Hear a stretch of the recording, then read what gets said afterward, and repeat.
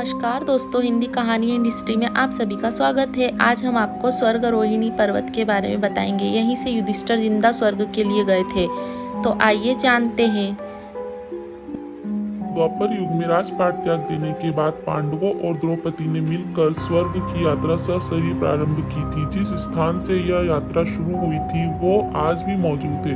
तमाम पर्यटक दुर्गम यात्रा तय करके इस स्थान को देखने जाते हैं। कहा जाता है कि स्वर्ग की यात्रा तो मृत्यु के बाद ही संभव है, लेकिन भारत में एक ऐसा स्थान है जो स्वर्ग की ओर ले जाता है। मान्यता है कि द्वापर युग में इसी स्थान से पांडवों और द्रौपदी ने राजपाट त्यागने के बाद सशरीर स्वर्ग की यात्रा शुरू की थी। हालांकि इस यात्रा में सिर्फ ज्येष्ठ पांडव धर्मराज युधिष्ठिर ही सफल हो पाए थे। उनके अन्य भाइयों व द्रौपदी ने रास्ते में ही दम तोड़ दिया था, लेकिन धर्मराज युधिष्ठिर का अंत तक एक कुत्ते ने साथ दिया था। इसके बाद युधिष्ठिर और कुत्ते ने ही पुष्पक विमान से सशरीर स्वर्ग की ओर प्रस्थान किया था।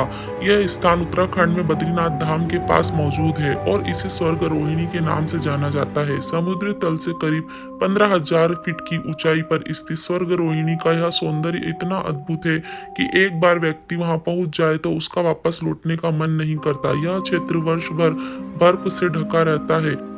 इस स्थान पर जाने के लिए सबसे उपयुक्त समय मई से अक्टूबर के बीच माना जाता है। कहा गया है कि इस यात्रा के दौरान आज भी इंसानों का साथ देने के लिए कुत्ता आ जाता है। ये कुत्ते कहां से आते हैं इसका किसी को भी पता नहीं होता है। दोस्तों, बेहद कठिन है यह यात्रा। स्वर्गारोहिणी की इस यात्रा को बहुत कठिन माना जाता है। बद्रीनाथ से करीब 28 किलोमीटर की यह यात्रा तमाम कठिन पड़ावों से होकर गुजरती है। यात्रा के दौरान बद्रीनाथ से 3 किलोमीटर दूर माणा गांव तक की दूरी को वाहन से तय किया जा सकता है, लेकिन इसके बाद व्यक्ति को पैदल ही 25 किलोमीटर की यात्रा तय करनी होती है।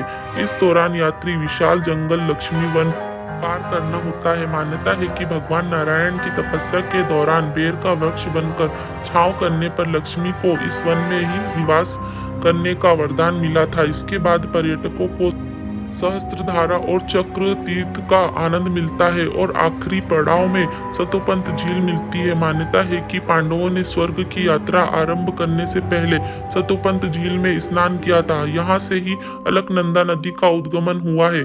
इस झील की लोग परिक्रमा भी करते हैं। ऐसा करना काफी पुण्यदायक माना जाता है। सतोपंत झील से 4 किलोमीटर खड़ी चढ़ाई चढ़ने के बाद स्वर्गारोहिणी के दर्शन हो जाते हैं।